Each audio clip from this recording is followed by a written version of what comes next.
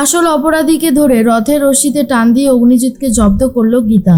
সম্পূর্ণ জানতে ভিডিওটিতে একটি লাইক করে প্রথম থেকেই দেখতে থাকো।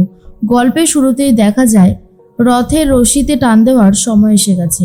পুরোহিত মশাই বলে, অগ্নিজিৎ মুখার্জি, এবারে আপনি রথের রশিতে টান দিতে পারেন। শুভ সময় চলে এসেছে, চলুন এবারে আমরা সবাই বেরোবো। আর ঠিক তখনই ঠাম্মি বারণ করে আর বলে, দাঁড়াও, এইবারে রথের রশিতে তোমরা কেউ হাত দেবে না। রথের রশি টানবে অন্য আর একজন। আর এটা শোনার পরেই অবাক হয়ে গেছে অগ্নিজিৎ মুখার্জি আর বলে, ব্রজবালা মুখার্জি, আপনি এসব কি বলছেন? তখনই ঠাম্মি বলে, আমি যেটা বলেছি সেটা একদম ঠিক কথাই বলেছি। প্রলয় তখন বলে, আচ্ছা দাদা, তুমি সব কিছুতে এত রিয়াক্ট করো কেন বলো তো? অগ্নিজিৎ মুখার্জি বলে, আমি কোনো রিয়াক্ট করিনি, বরং আমি যেটা বলেছি সেটা একদম সত্যি কথাই বলেছি। এর মধ্যেই তখনই তানভি বলে, আচ্ছা ঠাম্মি, বাপি যদি রথের রশ্মিতে টান না দেয় তাহলে কে দেবে? প্রত্যেক বছর তো পাপাই এটা করে এসেছে, তাই না? এরপর বাড়ির মেয়েরাও সেই একই কথাই বলতে থাকে। কাকিমাও তখন একই কথা বলে। রাকা তখন বলে, দাদা আপনি টানুন তো, আপনি কারোর কথা শুনবেন না।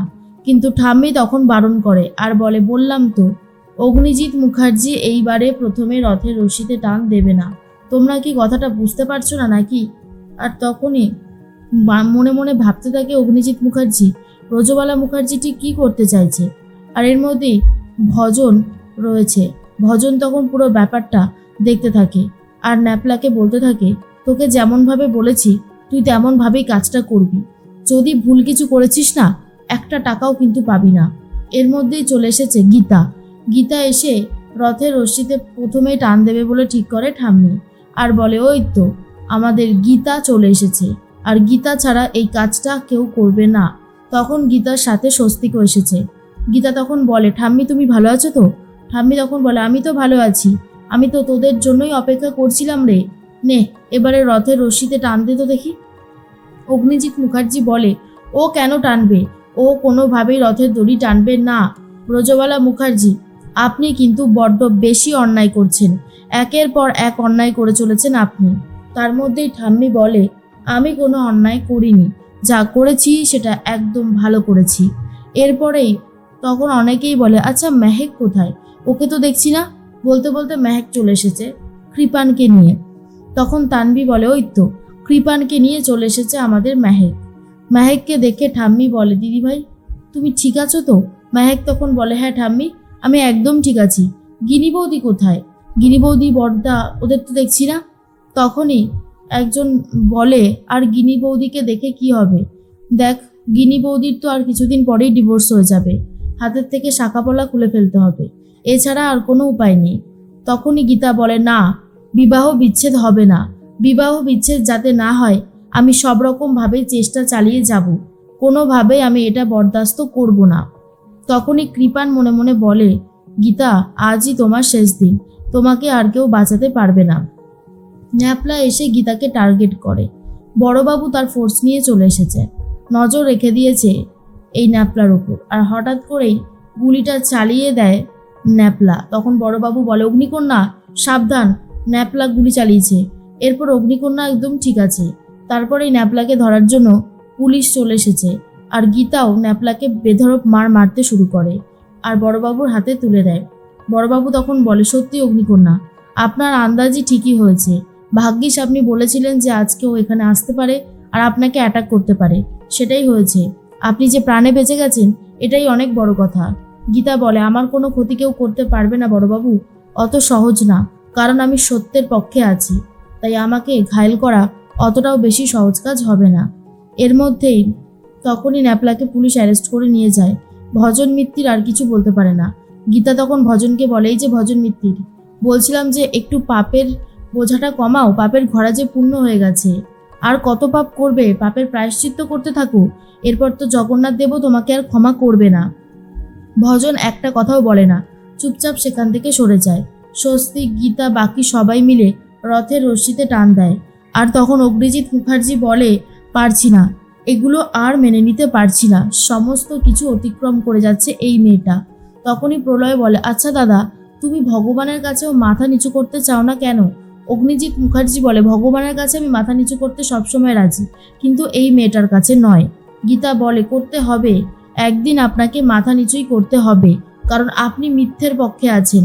মিথ্যে কখনো জেতে না, সত্যিই জেতে, সেটা আপনি একদিন হলেও বুঝতে পারবেন। আর সেই দিনটা ক্রমশ এগিয়ে আসছে।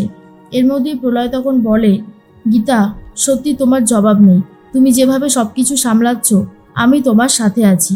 রজবালা মুখার্জি বলে, আর আমিও আছি। এরপর সবাই মিলে ঘরের দিকে রওনা দেয়, আর গীতাও বাড়ির দিকে রওনা দেয়। রজবালা মুখার্জি ঘরে এসে একটু বসে পড়ে, আর তখন অগ্নিজিৎ মুখার্জিও আসছে। বাড়ির সবাই মিলে বলে, একটা অনুষ্ঠান তো শেষ হলো, এবারে নিজেদের মধ্যে নাচ গান, একটু হই হুল্লোড়, খাওয়া, সব কিছুই কিন্তু হবে। প্রথমে পাঁপড় ভাজা আর জিলাপি, তারপরে তো ভালো মন্দ আছেই। তখন অগ্নিজিৎ মুখার্জিও এসে গেছে।